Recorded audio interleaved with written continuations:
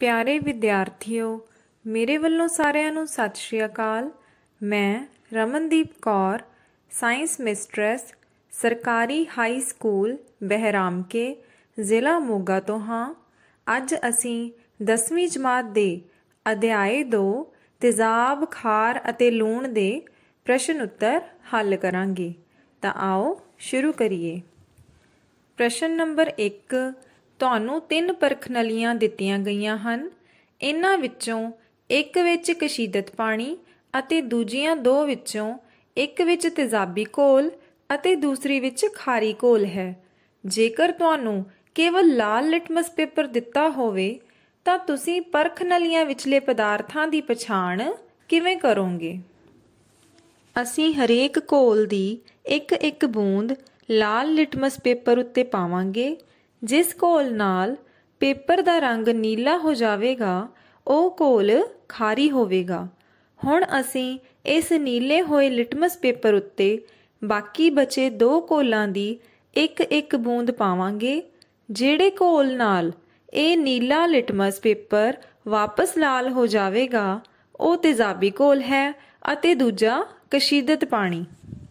ਪ੍ਰਸ਼ਨ ਨੰਬਰ 2, ਪਿੱਤਲ ਅਤੇ ਤਾਂਬੇ ਦੇ ਬਰਤਨਾਂ ਵਿੱਚ ਦਹੀਂ ਅਤੇ ਖੱਟੀਆਂ ਵਸਤਾਂ ਕਿਉਂ ਨਹੀਂ ਰੱਖਣੀਆਂ ਚਾਹੀਦੀਆਂ? ਇਸ ਦਾ ਉੱਤਰ ਹੈ, ਦਹੀਂ ਅਤੇ ਖੱਟੀਆਂ ਵਸਤਾਂ ਵਿੱਚ ਤੇਜ਼ਾਬ ਹੁੰਦੇ ਹਨ, ਜੋ ਪਿੱਤਲ ਅਤੇ ਤਾਂਬੇ ਦੇ ਬਰਤਨਾਂ ਨਾਲ ਕਿਰਿਆ ਕਰਕੇ ਹਾਈਡਰੋਜਨ ਗੈਸ ਅਤੇ ਹੋਰ ਹਾਨੀਕਾਰਕ ਪਦਾਰਥ ਪੈਦਾ ਕਰਦੇ ਹਨ ਅਤੇ ਭੋਜਨ ਨੂੰ ਖਰਾਬ ਕਰ ਦਿੰਦੇ ਹਨ।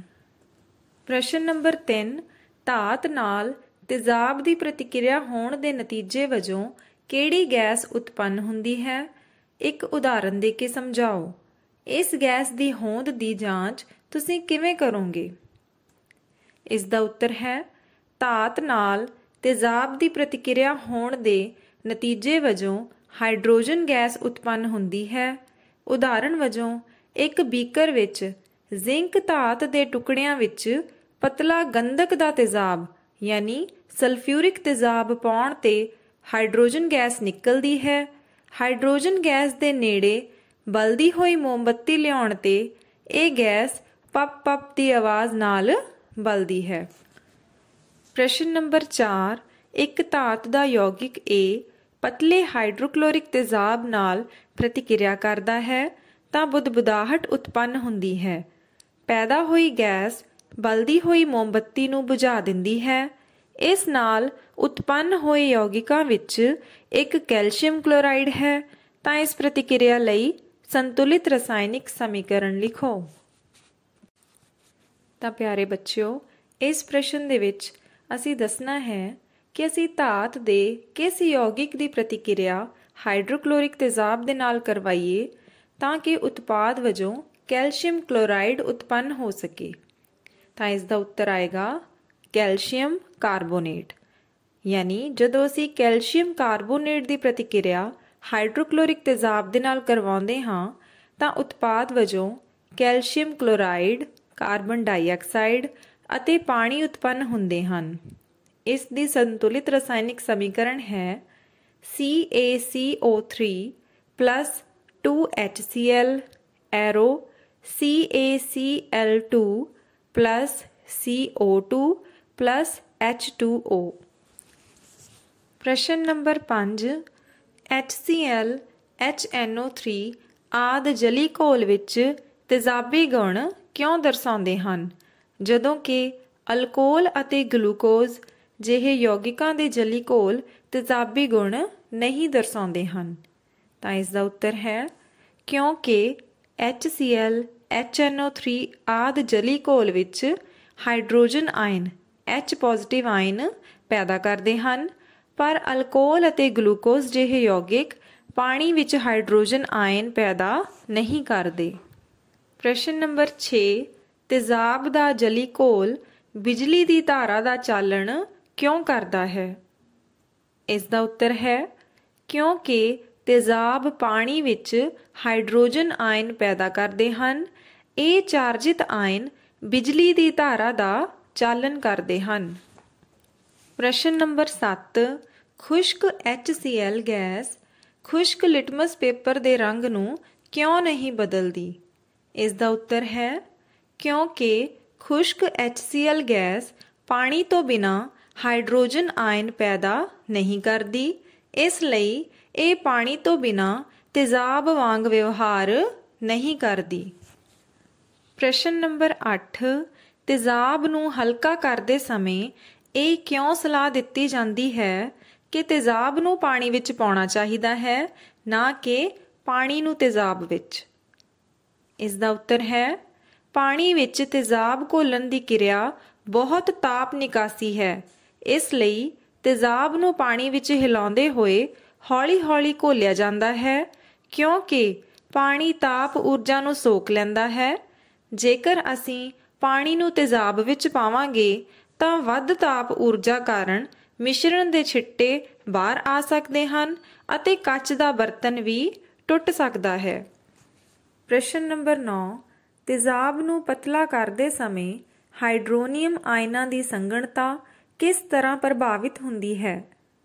इसका उत्तर है तेजाब नूं पतला करते समय हाइड्रोनियम आयनां दी संगणता इकाई आयतन विच घट जाती है। प्रश्न नंबर 10, सोडियम हाइड्रोक्साइड घोल विच हाइड्रोक्साइड आयनां दी संगणता किस तरह प्रभावित हुंदी है जदों घोल विच वधेरे खार घोलिया जाता है? तां इसका उत्तर है वधेरे खार घोलण ते सोडियम हाइड्रोक्साइड घोल विच हाइड्रोक्साइड आयनां दी संगणता वध जाती है।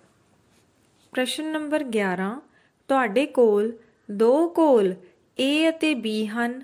घोल A ਦੀ pH ਦਾ मान 6 ਹੈ ਅਤੇ घोल B ਦੀ pH ਦਾ मान 8 ਹੈ। ਇਹਨਾਂ ਵਿੱਚੋਂ ਕਿਹੜੇ ਘੋਲ ਵਿੱਚ ਹਾਈਡਰੋਜਨ ਆਇਨਾਂ ਦੀ ਸੰਗਣਤਾ ਵੱਧ ਹੈ? ਇਹਨਾਂ ਵਿੱਚੋਂ ਕਿਹੜਾ ਘੋਲ ਤੇਜ਼ਾਬੀ ਅਤੇ ਕਿਹੜਾ ਘੋਲ ਖਾਰੀ ਹੈ? ਇਸ ਦਾ ਉੱਤਰ ਹੈ ਘੋਲ A ਦੀ pH ਦਾ मान 6 यानी 7 ਤੋਂ ਘੱਟ ਹੈ, ਇਸ ਲਈ ਇਹ ਤੇਜ਼ਾਬੀ ਹੈ ਅਤੇ ਇਸ ਵਿੱਚ ਹਾਈਡਰੋਜਨ ਆਇਨਾਂ ਦੀ ਸੰਗਣਤਾ ਵੱਧ ਹੈ। ਘੋਲ B ਦੀ pH ਦਾ मान 8 यानी 7 ਤੋਂ ਵੱਧ ਹੈ, ਇਸ ਲਈ ਇਹ ਖਾਰੀ ਹੈ ਅਤੇ ਇਸ ਵਿੱਚ ਹਾਈਡਰੋਜਨ ਆਇਨਾਂ ਦੀ ਸੰਗਣਤਾ ਘੱਟ ਹੈ। ਪ੍ਰਸ਼ਨ ਨੰਬਰ 12, ਹਾਈਡਰੋਜਨ ਆਇਨਾਂ ਦੀ ਸੰਗਣਤਾ ਦਾ ਘੋਲ ਦੀ ਪ੍ਰਕਿਰਤੀ ਉੱਤੇ ਕੀ ਪ੍ਰਭਾਵ ਪੈਂਦਾ ਹੈ? ਇਸ ਦਾ ਉੱਤਰ ਹੈ ਕਿਸੇ ਘੋਲ ਵਿੱਚ ਹਾਈਡਰੋਜਨ ਆਇਨਾਂ ਦੀ ਸੰਗਣਤਾ ਵਧਣ ਨਾਲ ਘੋਲ ਦਾ ਤੇਜ਼ਾਬੀਪਣ ਵੱਧਦਾ ਹੈ ਅਤੇ ਹਾਈਡਰੋਜਨ ਆਇਨਾਂ ਦੀ ਸੰਗਣਤਾ ਘਟਣ ਨਾਲ ਘੋਲ ਵਿੱਚ ਖਾਰਾਪਨ ਵੱਧਦਾ ਹੈ। ਪ੍ਰਸ਼ਨ ਨੰਬਰ 13, ਕੀ ਖਾਰੀ ਘੋਲਾਂ ਵਿੱਚ H+ यानी ਹਾਈਡਰੋਜਨ ਆਇਨ ਵੀ ਹੁੰਦੇ ਹਨ? ਜੇਕਰ ਹਾਂ ਤਾਂ ਉਹ ਖਾਰੀ ਕਿਉਂ ਹੁੰਦੇ ਹਨ? ਇਸ ਦਾ ਉੱਤਰ ਹੈ ਹਾਂ, ਖਾਰੀ ਘੋਲਾਂ ਵਿੱਚ ਵੀ ਹਾਈਡਰੋਜਨ ਆਇਨ ਹੁੰਦੇ ਹਨ, ਪਰ ਖਾਰੀ ਘੋਲਾਂ ਵਿੱਚ ਹਾਈਡਰੋਜਨ ਆਇਨਾਂ ਦੀ ਸੰਗਣਤਾ ਹਾਈਡਰੋਕਸਾਈਡ ਆਇਨਾਂ ਨਾਲੋਂ ਘੱਟ ਹੁੰਦੀ ਹੈ। ਪ੍ਰਸ਼ਨ ਨੰਬਰ 14, ਤੁਹਾਡੇ ਵਿਚਾਰ ਅਨੁਸਾਰ ਕੋਈ ਕਿਸਾਨ ਆਪਣੇ ਖੇਤ ਦੀ ਮਿੱਟੀ ਦੀ ਕਿਸ ਪਰਿਸਥਿਤੀ ਵਿੱਚ ਅਣਬੁਝੇ ਚੂਨੇ यानी कैल्शियम ऑक्साइड ਜਾਂ ਬੁਝੇ ਹੋਏ ਚੂਨੇ ਕੈਲਸ਼ੀਅਮ ਹਾਈਡਰੋਕਸਾਈਡ ਜਾਂ ਚੌਕ ਕੈਲਸ਼ੀਅਮ ਕਾਰਬੋਨੇਟ ਦੀ ਆਪਣੇ ਖੇਤ ਵਿੱਚ ਵਰਤੋਂ ਕਰੇਗਾ? ਤਾਂ ਇਸ ਦਾ ਉੱਤਰ ਹੈ ਜੇਕਰ ਖੇਤ ਦੀ ਮਿੱਟੀ ਤੇਜ਼ਾਬੀ ਹੈ ਤਾਂ ਕਿਸਾਨ ਖਾਰਾਪਣ ਵਧਾਉਣ ਲਈ ਅਣਬੁਝੇ ਚੂਨੇ ਕੈਲਸ਼ੀਅਮ ਆਕਸਾਈਡ ਜਾਂ ਬੁਝੇ ਹੋਏ ਚੂਨੇ ਕੈਲਸ਼ੀਅਮ ਹਾਈਡਰੋਕਸਾਈਡ ਜਾਂ ਚੌਕ ਕੈਲਸ਼ੀਅਮ ਕਾਰਬੋਨੇਟ ਦੀ ਆਪਣੇ ਖੇਤ ਵਿੱਚ ਵਰਤੋਂ ਕਰੇਗਾ। ਪ੍ਰਸ਼ਨ ਨੰਬਰ 15, CaOCl2 ਯੌਗਿਕ ਦਾ ਸਧਾਰਨ ਨਾਂ ਕੀ ਹੈ? ਇਸ ਦਾ ਉੱਤਰ ਹੈ ਰੰਗ ਕਾਠ ਜਾਂ ਬਲੀਚਿੰਗ ਪਾਊਡਰ। ਅੱਗੇ ਹੈ ਪ੍ਰਸ਼ਨ ਨੰਬਰ 16, ਉਸ ਵਸਤੂ ਦਾ ਨਾਂ ਦੱਸੋ ਜੋ ਕਲੋਰੀਨ ਨਾਲ ਕਿਰਿਆ ਕਰਕੇ ਰੰਗ ਕਾਠ ਪਾਊਡਰ ਪੈਦਾ ਕਰਦੀ ਹੈ। ਇਸ ਦਾ ਉੱਤਰ ਹੈ ਕੈਲਸ਼ੀਅਮ ਹਾਈਡਰੋਕਸਾਈਡ यानी CaOH2। ਇਸ ਨੂੰ ਬੁਝਿਆ ਹੋਇਆ ਚੂਨਾ ਵੀ ਕਹਿੰਦੇ ਹਨ। ਪ੍ਰਸ਼ਨ ਨੰਬਰ 17, ਸੋਡੀਅਮ ਦੇ ਉਸ ਯੌਗਿਕ ਦਾ ਨਾਂ ਦੱਸੋ ਜੋ ਕਠੋਰ ਪਾਣੀ ਨੂੰ ਹਲਕਾ ਕਰਨ ਲਈ ਵਰਤਿਆ ਜਾਂਦਾ ਹੈ। ਇਸ ਦਾ ਉੱਤਰ ਹੈ ਕੱਪੜੇ ਧੋਣ ਵਾਲਾ ਸੋਡਾ, ਯਾਨੀ Na2CO3.10H2O। ਅੱਗੇ ਹੈ ਪ੍ਰਸ਼ਨ ਨੰਬਰ 18। ਸੋਡੀਅਮ ਹਾਈਡਰੋਜਨ ਕਾਰਬੋਨੇਟ ਦੇ ਘੋਲ ਨੂੰ ਗਰਮ ਕਰਨ ਨਾਲ ਕੀ ਹੁੰਦਾ ਹੈ? ਸੰਬੰਧਿਤ ਕਿਰਿਆ ਦੀ ਸਮੀਕਰਨ ਲਿਖੋ। ਇਸ ਦਾ ਉੱਤਰ ਹੈ ਸੋਡੀਅਮ ਹਾਈਡਰੋਜਨ ਕਾਰਬੋਨੇਟ ਯਾਨੀ ਮਿੱਠਾ ਸੋਡਾ, ਜਿਸ ਦਾ ਰਸਾਇਣਿਕ ਸੂਤਰ ਹੈ NaHCO3 ਨੂੰ ਗਰਮ ਕਰਨ ਤੇ ਸੋਡੀਅਮ ਕਾਰਬੋਨੇਟ, ਪਾਣੀ ਅਤੇ ਕਾਰਬਨ ਡਾਈਆਕਸਾਈਡ ਗੈਸ ਪੈਦਾ ਹੁੰਦੇ ਹਨ। ਇਸ ਦੀ ਰਸਾਇਣਿਕ ਸਮੀਕਰਨ ਹੈ 2NaHCO3 arrow Na2CO3 plus H2O plus CO2। ਪ੍ਰਸ਼ਨ ਨੰਬਰ 19। ਪਲਾਸਟਰ ਆਫ ਪੈਰਿਸ ਅਤੇ ਪਾਣੀ ਵਿਚਕਾਰ ਵਾਪਰਦੀ ਪ੍ਰਤੀਕਿਰਿਆ ਦੀ ਸਮੀਕਰਨ ਲਿਖੋ। ਇਸ ਦਾ ਉੱਤਰ ਹੈ ਪਲਾਸਟਰ ਆਫ ਪੈਰਿਸ ਪਾਣੀ ਨਾਲ ਕਿਰਿਆ ਕਰਕੇ ਜਿਪਸਮ ਬਣਾਉਂਦਾ ਹੈ। ਤਾਂ ਪਿਆਰੇ ਬੱਚਿਓ, ਪਲਾਸਟਰ ਆਫ ਪੈਰਿਸ ਦਾ ਰਸਾਇਣਿਕ ਸੂਤਰ ਅਸੀਂ ਜਾਣਦੇ ਹਾਂ CaSO4.12H2O plus 1.5H2O arrow CaSO4.2H2O। ਤਾਂ ਇਸ ਵਿੱਚ ਉਤਪਾਦ ਵਜੋਂ ਜਿਪਸਮ ਬਣਦਾ ਹੈ, ਜਿਸ ਦਾ ਰਸਾਇਣਿਕ ਸੂਤਰ CaSO4.2H2O ਹੈ। ਪਿਆਰੇ ਵਿਦਿਆਰਥੀਓ, ਇਹ ਸਨ ਤੁਹਾਡੇ ਪਾਠ 2 ਦੇ ਪਾਠ ਪੁਸਤਕ ਦੇ ਪ੍ਰਸ਼ਨ ਉੱਤਰ। ਹੁਣ ਅਸੀਂ ਇਸ ਪਾਠ ਦੇ ਅਭਿਆਸ ਦੇ ਪ੍ਰਸ਼ਨ ਉੱਤਰ ਵੀ ਹੱਲ ਕਰਾਂਗੇ। ਤਾਂ ਆਓ ਸ਼ੁਰੂ ਕਰੀਏ। ਪ੍ਰਸ਼ਨ ਨੰਬਰ 1। ਇੱਕ ਘੋਲ ਲਾਲ ਲਿਟਮਸ ਨੂੰ ਨੀਲਾ ਕਰ ਦਿੰਦਾ ਹੈ। ਇਸ ਦਾ ਸੰਭਵ ਤੌਰ ਤੇ pH ਹੈ A1, B4, C5, D10। ਤਾਂ ਪਿਆਰੇ ਬੱਚਿਓ, ਤੁਸੀਂ ਜਾਣਦੇ ਹੋ ਕਿ ਜਿਹੜਾ ਘੋਲ ਲਾਲ ਲਿਟਮਸ ਨੂੰ ਨੀਲਾ ਕਰ ਦਿੰਦਾ ਹੈ ਉਹ ਖਾਰੀ ਹੁੰਦਾ ਹੈ। ਤਾਂ ਇਸ ਵਿੱਚ ਇਸ ਦਾ ਉੱਤਰ ਆਏਗਾ D10, ਕਿਉਂਕਿ ਖਾਰਾਂ ਦਾ pH ਮਾਨ 7 ਤੋਂ ਵੱਧ ਹੁੰਦਾ ਹੈ। ਇਸ ਲਈ ਇਸ ਪ੍ਰਸ਼ਨ ਦਾ ਉੱਤਰ ਹੈ ਕਿ ਘੋਲ ਦਾ pH ਮਾਨ 10 ਹੋਏਗਾ, ਜੋ ਕਿ ਖਾਰੀ ਸੁਭਾਅ ਦਾ ਹੈ। ਉਹ ਲਾਲ ਲਿਟਮਸ ਨੂੰ ਨੀਲਾ ਕਰ ਦਿੰਦਾ ਹੈ। ਪ੍ਰਸ਼ਨ ਨੰਬਰ 2। ਇੱਕ ਘੋਲ ਅੰਡੇ ਦੇ ਛਿਲਕੇ ਦੇ ਬਰੀਕ ਟੁਕੜਿਆਂ ਨਾਲ ਕਿਰਿਆ ਕਰਕੇ ਇੱਕ ਗੈਸ ਪੈਦਾ ਕਰਦਾ ਹੈ ਜੋ ਚੂਨੇ ਦੇ ਪਾਣੀ ਨੂੰ ਦੁਧੀਆ ਕਰ ਦਿੰਦਾ ਹੈ। ਘੋਲ ਵਿੱਚ ਮੌਜੂਦ ਹੈ A NaCl, B HCl, C LiCl, D KCl। ਤਾਂ ਪਿਆਰੇ ਬੱਚਿਓ, ਇਸ ਦਾ ਉੱਤਰ ਹੈ ਅੰਡੇ ਦੇ ਛਿਲਕੇ ਦੇ ਬਰੀਕ ਟੁਕੜਿਆਂ ਵਿੱਚ ਕੈਲਸ਼ੀਅਮ ਕਾਰਬੋਨੇਟ ਯਾਨੀ CaCO3 ਹੁੰਦਾ ਹੈ, ਜੋ HCl ਨਾਲ ਕਿਰਿਆ ਕਰਕੇ ਕਾਰਬਨ ਡਾਈਆਕਸਾਈਡ ਪੈਦਾ ਕਰਦਾ ਹੈ, ਜੋ ਕਿ ਚੂਨੇ ਦੇ ਪਾਣੀ ਨੂੰ ਦੁਧੀਆ ਕਰ ਦਿੰਦੀ ਹੈ। ਇਸ ਲਈ ਇਸ ਦਾ ਠੀਕ ਉੱਤਰ ਹੈ B ਯਾਨੀ HCl। ਪ੍ਰਸ਼ਨ ਨੰਬਰ 3। ਸੋਡੀਅਮ ਹਾਈਡਰੋਕਸਾਈਡ ਦਾ 10 ml ਘੋਲ HCl ਦੇ 8 ml ਘੋਲ ਨਾਲ ਪੂਰਨ ਤੌਰ ਤੇ ਉਦਾਸੀਨ ਹੋ ਜਾਂਦਾ ਹੈ।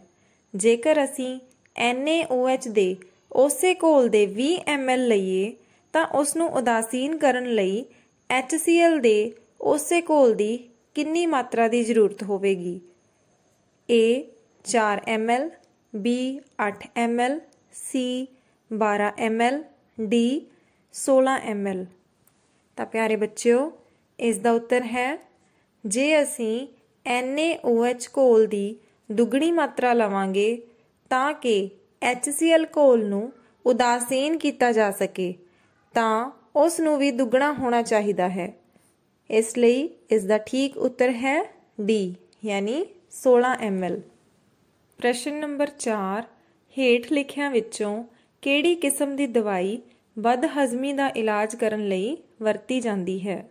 A antibiotic, B analgesic, C antacid, D antiseptic. तो इसका उत्तर है सी एंटएसिड।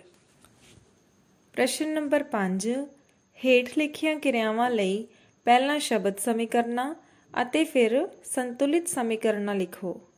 नंबर 1, पतला सल्फ्यूरिक तेजाब दाणेदार जिंक नाल क्रिया करता है।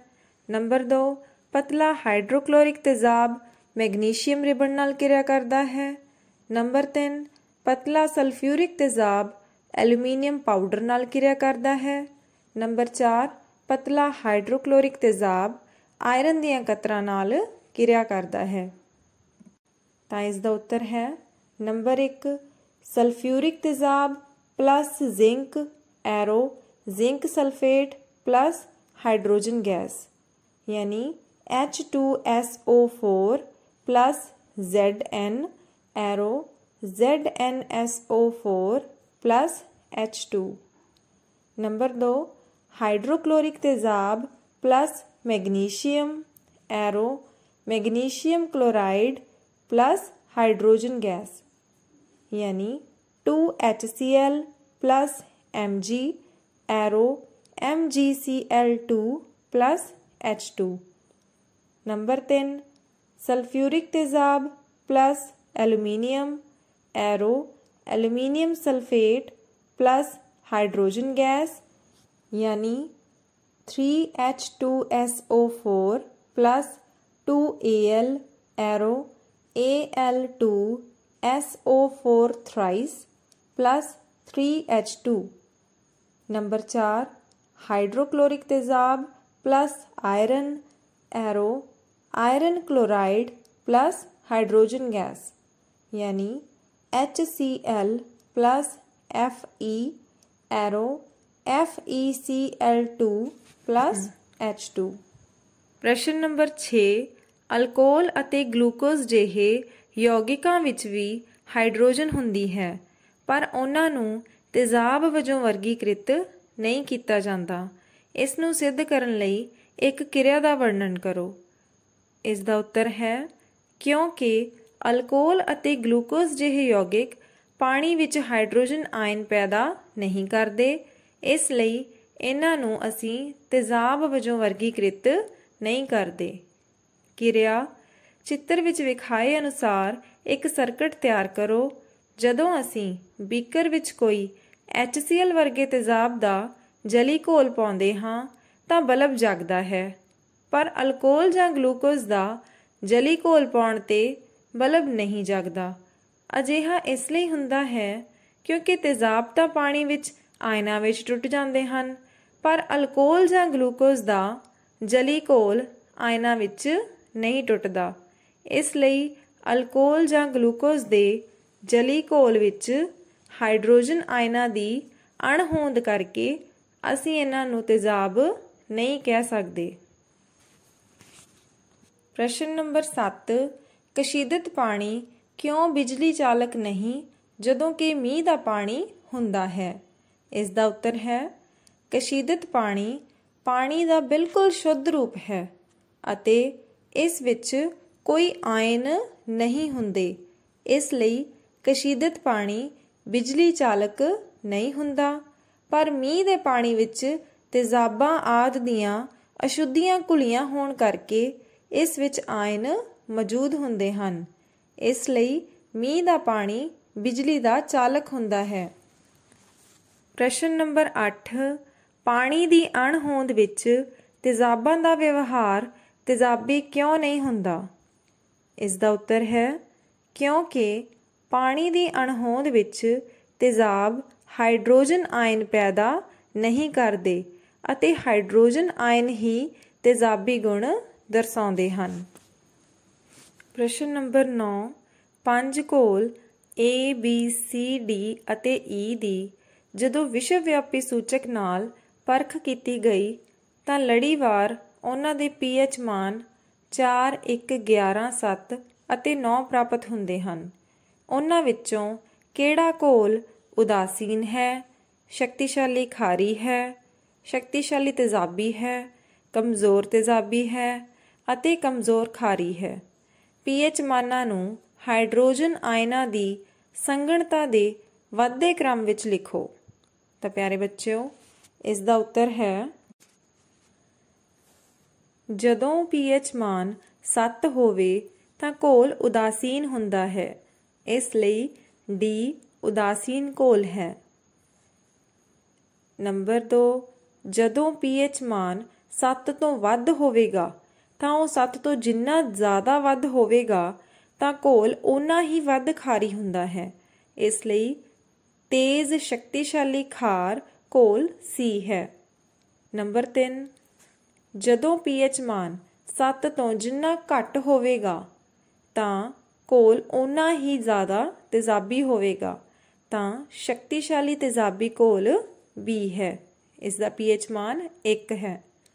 ਨੰਬਰ 4, ਕਮਜ਼ੋਰ ਤੇਜ਼ਾਬੀ ਘੋਲ ਉਦੋਂ ਹੁੰਦਾ ਹੈ ਜਦੋਂ pH ਮਾਨ 7 ਤੋਂ ਘੱਟ ਪਰ 7 ਦੇ ਨੇੜੇ ਹੁੰਦਾ ਹੈ, ਤਾਂ ਇਸ ਲਈ ਕਮਜ਼ੋਰ ਤੇਜ਼ਾਬੀ ਘੋਲ A ਹੈ। ਇਸ ਦਾ pH ਮਾਨ 4 ਹੈ।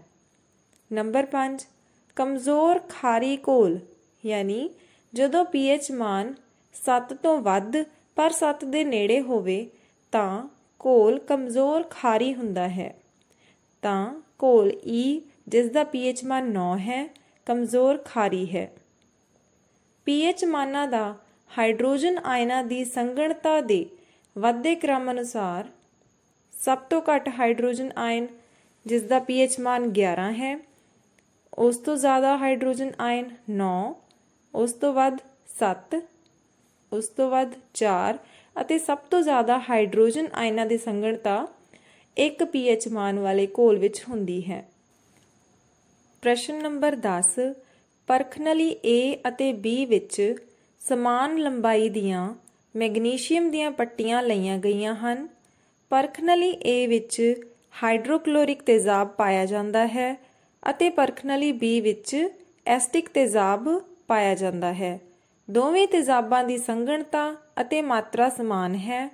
ਕਿਸ ਪਰਖਨਲੀ ਵਿੱਚ ਵਧੇਰੇ ਤੇਜ਼ੀ ਨਾਲ CC ਦੀ ਆਵਾਜ਼ ਆਉਂਦੀ ਹੈ ਅਤੇ ਕਿਉਂ?